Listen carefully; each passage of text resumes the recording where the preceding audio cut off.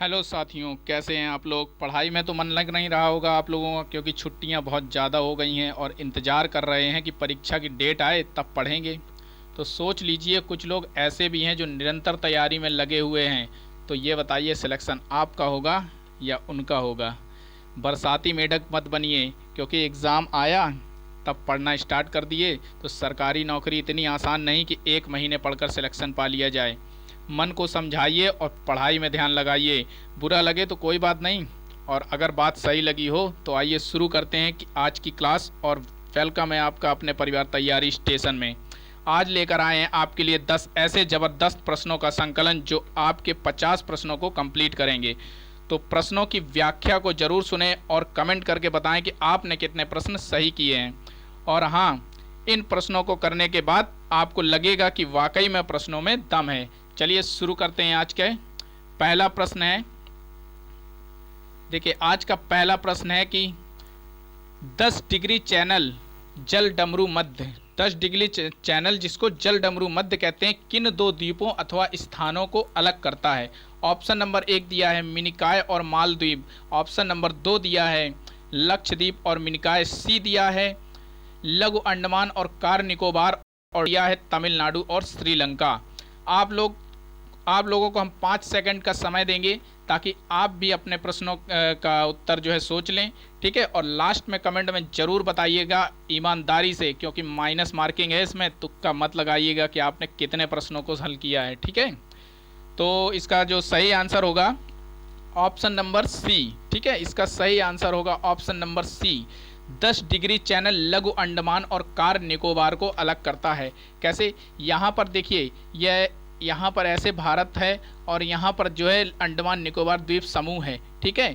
तो जो अंडमान निकोबार द्वीप समूह है, यहाँ पर उसका अंडमान निकोबार द्वीप समूह का एक द्वीप है लघु अंडमान और एक द्वीप है कार निकोबार, और इन दोनों के मध्य जो चैनल है इसको 10 डिग्री चैनल कहते हैं, जो दोनों द्वीपों को अलग करता है। चैनल का मतलब समझ गए होंगे, जल डमरू मध्य, दो द्वीपों को अलग करने वाला समुद्री भाग, समुद्री सकरा स्थान, जिसे जल डमरू मध्य या चैनल बोलते हैं, ठीक है। और इसी प्रकार मिनिकॉय और मालदीव, मिनिकॉय और मालदीव को अलग करता है 8 डिग्री चैनल, ठीक है। 8 डिग्री चैनल अलग करता है, जो अरब सागर में, यहाँ पर लक्षद्वीप है और लक्षद्वीप का ही एक भाग है मिनिकॉय, और यहाँ पर है मालदीव। मालदीव एक देश है, इस तरह से है, मालदीव एक देश है और इसको अलग करने वाले चैनल का नाम है 8 डिग्री चैनल। इसी प्रकार लक्षद्वीप और मिनिकॉय, यानी यहाँ पर लक्षद्वीप है अरब सागर में, और लक्षद्वीप और मिनिकॉय को अलग करने वाला चैनल कौन सा है, 9 डिग्री चैनल, ठीक है। इनको याद रखेंगे सारे, जितनी भी प्रश्न की व्याख्या है ये आप बिल्कुल ध्यान रखेंगे, क्योंकि इन्हीं से क्वेश्चन बनेंगे, ठीक है। तो मिनिकॉय और मालदीव को अलग करने वाला चैनल 8 डिग्री चैनल है, लक्षद्वीप और मिनिकॉय को अलग करने वाला चैनल 9 डिग्री चैनल है, और लघु अंडमान और कार निकोबार को अलग करने वाला चैनल 10 डिग्री चैनल है। इसी के साथ तमिलनाडु को श्रीलंका से अलग करने वाला, तमिलनाडु को श्रीलंका से अलग करने वाला कौन सा चैनल है, तो पाक चैनल है। ऐसे यहाँ पर भारत है और यहाँ पर तमिलनाडु है, यहाँ पर श्रीलंका है, ठीक है। तो बिल्कुल कंफ्यूज नहीं होंगे। पाक चैनल कौन सा है, पाक पाकिस्तान से मत सोच लीजिएगा, पाक चैनल बोलते हैं तमिलनाडु और श्रीलंका को अलग करने वाला। अब हाँ, ये जो 10 डिग्री चैनल, 8 डिग्री चैनल और 9 डिग्री चैनल, ये नामकरण कैसे हुआ है, तो इनका जो नामकरण अक्षांश रेखाओं के आधार पर हुआ है। जो 8 डिग्री अक्षांश रेखा वहाँ से गुजरती है, इसलिए उसका नाम 8 डिग्री चैनल कर दिया। 9 डिग्री अक्षांश रेखा वहाँ से गुजरती है, इसलिए उसका नाम 9 डिग्री चैनल कर दिया। और यहाँ पर 10 डिग्री अक्षांश रेखा गुजरती है, इसलिए इसको 10 डिग्री चैनल कर दिया। इस तरह से इनका नामकरण किया गया होगा, ठीक है। तो इस प्रश्न से आपके कम से कम 5 से 6 प्रश्न कंप्लीट हुए हैं। इनको बिल्कुल याद करिए, नोट कर लीजिए बिल्कुल। चलिए देखते हैं दूसरा प्रश्न। आज का दूसरा प्रश्न है, निम्न में कौन सा विकल्प असत्य है। ए दिया है बिहार का शोक कोसी नदी को बोलते हैं, बी दिया है राजस्थान का शोक चंबल नदी को बोलते हैं, या सी बंगाल का शोक दामोदर नदी को बोलते हैं, या फिर डी उड़ीसा का शोक महानदी को बोलते हैं। आप लोगों को 5 सेकंड का टाइम मिलता है, आप अपना आंसर लॉक कर लीजिए। तो इसका जो सही आंसर होगा ऑप्शन नंबर बी सही होगा। असत्य विकल्प का चयन करना है तो ए पहला सही है बिल्कुल। बिहार का शोक कोसी नदी को बोलते हैं, और बंगाल का शोक दामोदर नदी को ही बोलते हैं, और उड़ीसा का शोक महानदी को बोलते हैं। ठीक है, देखिए शोक क्यों बोला जाता है, क्योंकि ये नदियां ऐसी हैं जो बरसात में निरंतर अपनी जो है दिशाएं बदलती रहती हैं, जिसकी वजह से नदियों के किनारे के जो गांव होते हैं वो बहुत ही प्रभावित होते हैं। इसलिए इन्हें बिहार का शोक कोसी नदी, बंगाल का शोक दामोदर नदी और उड़ीसा का शोक महानदी को बोला जाता है। जबकि चंबल नदी राजस्थान के मालवा के पठार से निकलती है, इसको राजस्थान का शोक नहीं बोला जाता, क्योंकि राजस्थान में तो वैसे भी पानी की बहुत कमी है। ठीक है, तो चंबल नदी राजस्थान के मालवा के पठार से निकलती है। कहाँ से निकलती है? मालवा के पठार से निकलती है, और इटावा उत्तर प्रदेश में यमुना नदी में गिर जाती है। चंबल नदी मालवा के राजस्थान मालवा के पठार से निकलती है और इटावा में यमुना नदी में गिर जाती है, और इसी नदी के किनारे इटावा में लाइन सफारी बना हुआ है। ठीक है, लाइन सफारी कहाँ पर बना हुआ है? तो चंबल नदी इटावा में। चलिए अगला प्रश्न देखते हैं। इसी के साथ आपको बताएंगे कि अगर आपको प्रश्नों का संकलन अच्छा लग रहा है तो वीडियो को लाइक कर दीजिए, चैनल को सब्सक्राइब कर लीजिए, क्योंकि आपके लिए हम जो है ऐसे ही वीडियोस लाते रहते हैं। जिनका चैनल को सब्सक्राइब करके बेल आइकन दबा लीजिए, जिससे उसका नोटिफिकेशन आप तक आ जाए और क्लासेस मिस ना हो। चलिए आज का तीसरा प्रश्न देखते हैं। निम्न में से कौन सा सुमेलित नहीं है? ठीक है, निम्न में से कौन सा सुमेलित नहीं है? तो ए दिया है हीराकुंड बांध नर्मदा नदी, बी दिया है जमुना लाल बजाज बांध माही नदी, शिव समुद्रम बांध कावेरी नदी, या इडुक्की बांध पेरियार नदी। तो इसका सही आंसर आप लोग देना है। आप लोगों को 5 सेकंड का समय मिलता है। तो इसका सही आंसर होगा ऑप्शन नंबर ए। कैसे? देखिए सुमेलित नहीं है ना, तो सुमेलित नहीं है। पहली बात तो हीराकुंड बांध जो है वो नर्मदा नदी पर नहीं है। हीराकुंड बांध नर्मदा नदी पर नहीं है, हीराकुंड बांध महानदी पर है। कहाँ पर है? हीराकुंड बांध महानदी पर है। हीराकुंड बांध महानदी उड़ीसा में है। ठीक है, महानदी उड़ीसा, याद रखेंगे। हीराकुंड बांध महानदी उड़ीसा पर है। और जमुना लाल बजाज बांध माही नदी पर एकदम सही है। शिव समुद्रम बांध कावेरी नदी एकदम सही है। इडुक्की बांध पेरियार नदी एकदम सही है। और हीराकुंड बांध कहाँ पर है? महानदी पर है। और जबकि नर्मदा नदी पर कौन सा बांध है? सरदार सरोवर बांध है, जहाँ पर unity statue of unity Sardar Vallabh भाई पटेल की मूर्ति बनाई गई है। उसी गुजरात के नर्मदा जिले में नर्मदा नदी पर सरदार सरोवर बांध बना हुआ है, जो बहुत ही महत्वपूर्ण और कई बार पूछा जाता है। ठीक है, तो नर्मदा ने हीराकुंड बांध कहाँ पर है? हीराकुंड बांध जो है वह महानदी उड़ीसा में है, और नर्मदा नदी पर जो है वो सरदार सरोवर बांध गुजरात है, जहाँ नर्मदा जिले में बना हुआ है, जहाँ पर यूनिटी ऑफ स्टैचू है ना, स्टैचू ऑफ यूनिटी यानी सरदार वल्लभ भाई पटेल की बहुत बड़ी प्रतिमा बनाई गई है, लगभग 182 मीटर। ठीक है, इसके बाद जमुना लाल बजाज बांध कहाँ पर है? माही नदी पर है। अब माही नदी की एक खास विशेषता है। माही नदी की एक खास विशेषता क्या है? माही नदी जो है कर्क रेखा यानी 23.5 डिग्री उत्तरी अक्षांश कर्क रेखा को 2 बार काटती है। जैसे ये कर्क रेखा है तो माही नदी ऐसे 1 बार काटती है और 2 बार काटती है। ठीक है, इस तरह से। तो माही नदी की ये विशेषता है कि कर्क रेखा 23.5 डिग्री अक्षांश को, उत्तरी अक्षांश को यह 2 बार काटती है। यह विश्व में एकमात्र ऐसी नदी को 2 बार काटती है। ठीक है, इस चीज को ध्यान रखेंगे क्योंकि ये बहुत पूछा जाता है। इसके बाद है शिव समुद्रम बांध, जो कावेरी नदी पर स्थित है। शिव समुद्रम बांध कावेरी नदी पर स्थित है। तो कावेरी नदी जो है दक्षिण भारत की सबसे पवित्र नदी है, सबसे पवित्र नदी है। कावेरी नदी दक्षिण भारत की सबसे पवित्र नदी है। और इसी के साथ कावेरी नदी को दक्षिण की गंगा बोला जाता है। कावेरी नदी को दक्षिण की गंगा बोला जाता है। और दामोदर नदी जो है वो दक्षिण भारत की सबसे बड़ी नदी है। सबसे लंबी नदी कौन सी है? दक्षिण भारत की। भारत की सबसे लंबी नदी कौन सी है? तो गंगा। और भारत की सबसे लंबी नदी कौन सी है? गंगा। और दक्षिण भारत की सबसे लंबी नदी कौन सी है? दामोदर।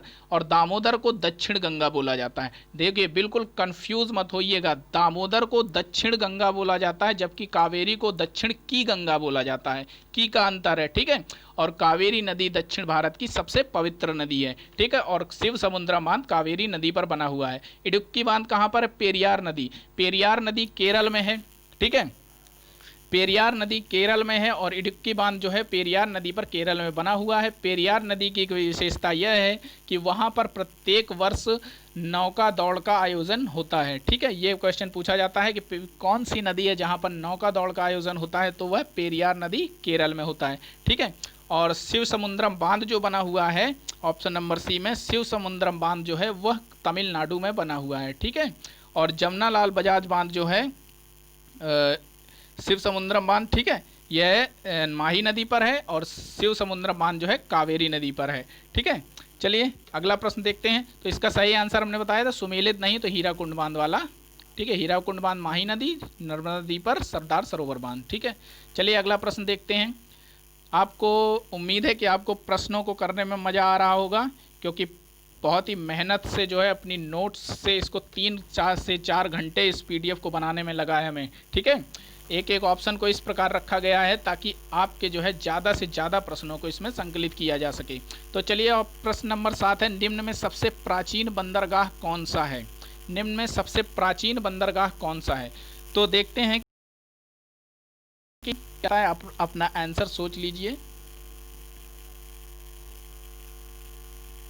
तो इसका देखिए सही आंसर, निम्न में प्राचीन बंदरगाह कौन सा है? इसका सही आंसर होगा ऑप्शन नंबर सी, चेन्नई बंदरगाह। चेन्नई बंदरगाह भारत का सबसे प्राचीन बंदरगाह है। ठीक है, सबसे प्राचीन बंदरगाह है, यह इसकी विशेषता है कि चेन्नई बंदरगाह भारत का सबसे प्राचीन बंदरगाह है। सॉरी। इसके बाद पाराद्वीप बंदरगाह, इसकी क्या खास विशेषता है? पाराद्वीप बंदरगाह उड़ीसा में स्थित है। कहाँ पर स्थित है?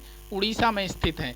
ठीक है, पाराद्वीप बंदरगाह उड़ीसा में है और उड़ीसा में होने के साथ इसे रासायनिक बंदरगाह कहा जाता है। बिल्कुल नोट करते चलिए, पाराद्वीप बंदरगाह उड़ीसा में है, पाराद्वीप बंदरगाह को रासायनिक बंदरगाह कहा जाता है और जापान को लौह अयस्क का निर्यात जो है यहीं से किया जाता है। ठीक है, पाराद्वीप से सबसे अधिक जापान को लौह अयस्क का निर्यात किया जाता है। इसके बाद दूसरा दिया है न्यावा सेवा बंदरगाह। न्यावा सेवा बंदरगाह इसकी खास विशेषता यह मुंबई में है।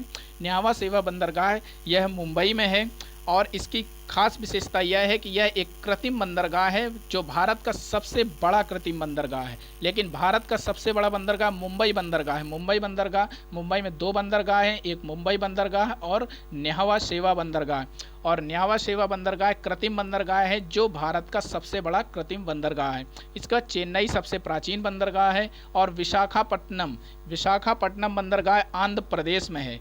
ठीक है, चेन्नई बंदरगाह कहाँ है? तमिलनाडु में, और विशाखापट्टनम बंदरगाह आंध्र प्रदेश में है।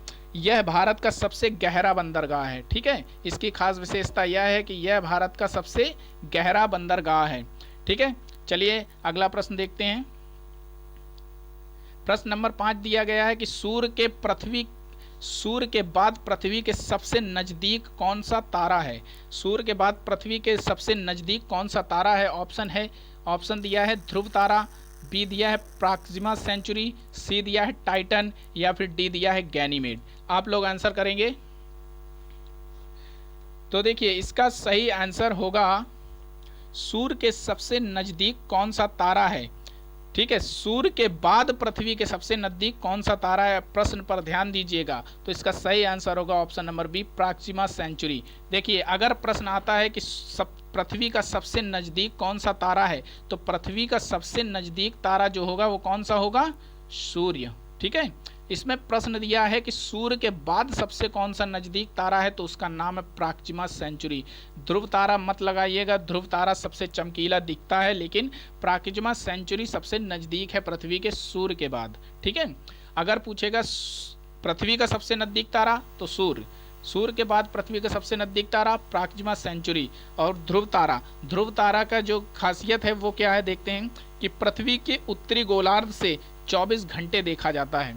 एक ऐसा तारा है जो 24 घंटे यानी दिन और रात दोनों में ध्रुव तारा दिखाई देता है। कहाँ से? पृथ्वी के उत्तरी गोलार्ध से 24 घंटे इसे देखा जाता है। और अक्षांश रेखाओं का जो निर्धारण है वो ध्रुव तारे से ही किया गया है। ठीक है, जो अक्षांश रेखाओं का निर्धारण किया गया है पृथ्वी पर वह ध्रुव तारे के सापेक्ष ही किया गया है। टाइटन क्या है? टाइटन कोई तारा नहीं है, टाइटन एक उपग्रह है जो है ना। बृहस्पति नहीं, सॉरी, टाइटन जो है शनि ग्रह का सबसे बड़ा उपग्रह है। ठीक है, जैसे पृथ्वी का एकमात्र उपग्रह चंद्रमा है, उसी प्रकार शनि ग्रह का सबसे बड़ा उपग्रह टाइटन है। ठीक है, और यह और सॉरी और टाइटन का सबसे टाइटन नहीं, शनि ग्रह का सबसे बड़ा उपग्रह टाइटन है, और सबसे छोटा उपग्रह हम बताने वाले थे। सबसे छोटा उपग्रह कौन सा है शनि ग्रह का? पैन। ठीक है, तो शनि ग्रह का सबसे बड़ा उपग्रह टाइटन और सबसे छोटा उपग्रह पैन। इसी के साथ गैनीमेड क्या है? गैनीमेड भी कोई तारा नहीं है, यह बृहस्पति का सबसे बड़ा उपग्रह है। बृहस्पति का सबसे बड़ा उपग्रह है। ठीक है, बृहस्पति का सबसे बड़ा उपग्रह, और बृहस्पति ग्रह का सबसे छोटा उपग्रह कौन सा है? तो टीनोफ। ठीक है, क्या होगा? टीनोफ, नोफा होगा। ठीक है, टीनोफ। अगला देखते हैं।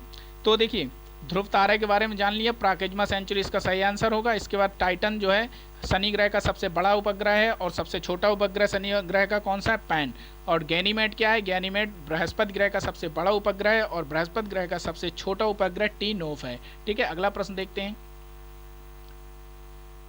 अगला प्रश्न दिया है, विश्व का सबसे ऊंचा ज्वार कहाँ पर आता है? ज्वार और भाटा के बारे में आपने सुना होगा कि जब चंद्रमा की गुरुत्वाकर्षण बल के कारण जब समुद्र का जल जो है ऊपर उठता है तो उसे ज्वार कहते हैं, और जब वह नीचे गिरता है तो उसे भाटा कहते हैं। ठीक है, तो सबसे ऊंचा ज्वार कहाँ आता है? ऑप्शन दिया है, ए सांबर झील, बी विक्टोरिया झील, सी फड़ी की खाड़ी, या फिर डी अरब सागर। तो आप लोग आंसर करेंगे। तो इसका देखिए सही आंसर होगा, जो विश्व का सबसे ऊंचा ज्वार आता है वह फड़ी की खाड़ी में आता है। इसका सही आंसर होगा ऑप्शन नंबर सी। और फड़ी की खाड़ी कहाँ पर है? तो कनाडा में। कहाँ पर है? कनाडा में। ठीक है, तो सबसे ऊंचा ज्वार फड़ी की खाड़ी में आता है। इसी के साथ सांबर झील की क्या विशेषता है? यह राजस्थान राज्य में है, भारत की सर्वाधिक लवणता वाली झील है। ठीक है, सबसे अधिक लवणता वाली झील कौन सी है? तो सांबर झील है भारत की। विक्टोरिया झील कहाँ पर है? तो अफ्रीका में है। अफ्रीका महाद्वीप में एक बड़ी महत्वपूर्ण झील है ये। यहाँ से ही विश्व की सबसे लंबी नील नदी निकलती है। नील नदी, विश्व की सबसे लंबी नील नदी कहाँ से निकलती है? तो विक्टोरिया झील से निकलती है। ठीक है, इसके बाद फड़ी की खाड़ी में सबसे ऊंचा ज्वार आता है। इसके बाद अरब सागर। अरब सागर भारत के पश्चिमी क्षेत्र में स्थित है। ठीक है, तो अरब सागर जो है भारत के पश्चिमी क्षेत्र में स्थित है, जो हिंद महासागर का ही एक पार्ट है। ठीक है, अगला प्रश्न देखते हैं। अगला प्रश्न नंबर 7 दिया है, निम्न में से किस मंडल में रेडियो तरंगों का परावर्तन होता है? तो ऑप्शन ए दिया है क्षोभ मंडल, ऑप्शन बी दिया है समताप मंडल, ऑप्शन सी है मध्य मंडल, या फिर आयन मंडल। आप लोग आंसर करेंगे। तो देखिए, किस मंडल में रेडियो तरंगों का परावर्तन होता है? तो सब ऑप्शन इसका सही आंसर होगा आयन मंडल में। इसका सही आंसर क्या होगा? आयन मंडल में। एक एक मंडल की विशेषता देखते हैं। क्षोभ मंडल, क्षोभ मंडल में क्या खासियत है? यह यहाँ पर जितनी भी जलवायु तथा मौसम संबंधी घटनाएं होती हैं वो सारी क्षोभ मंडल में होती हैं। आंधी तूफान वर्षा, ठीक है, आंधी तूफान वर्षा ये सब कहाँ होती हैं? तो क्षोभ मंडल में होती हैं। समताप मंडल की क्या विशेषता है? समताप मंडल में ओजोन परत पाई जाती है। समताप मंडल में ओजोन परत पाई जाती है, जो सूर्य से आने वाली हानिकारक पराबैंगनी किरणों को रोकती हैं, पृथ्वी तक आने से रोकती हैं। समताप मंडल में ही ओजोन परत पाई जाती है, और यही ओजोन परत सूर्य से आने वाली हानिकारक पराबैंगनी किरणों को पृथ्वी तक आने से रोकती हैं। इसके बाद मध्य मंडल। समताप मंडल की एक विशेषता और है कि यहीं पर जेट विमानों का संचालन किया जाता है। जेट विमान कहाँ उड़ते हैं? तो समताप मंडल में उड़ते हैं। मध्य मंडल की क्या विशेषता है? कि यहाँ पर नाइट्रोजन की अधिकता पाई जाती है। मध्य मंडल में नाइट्रोजन की अधिकता पाई जाती है, और जो है इसके कारण यह सबसे ठंडा मंडल होता है। नाइट्रोजन की अधिकता के कारण यह सबसे ठंडा मंडल होता है, और आयन मंडल में ही रेडियो तरंगों का परावर्तन होता है। ठीक है, आयन मंडल में ही रेडियो तरंगों का परावर्तन होता है, और यहीं पर चमकीली पवनें उत्पन्न होती हैं।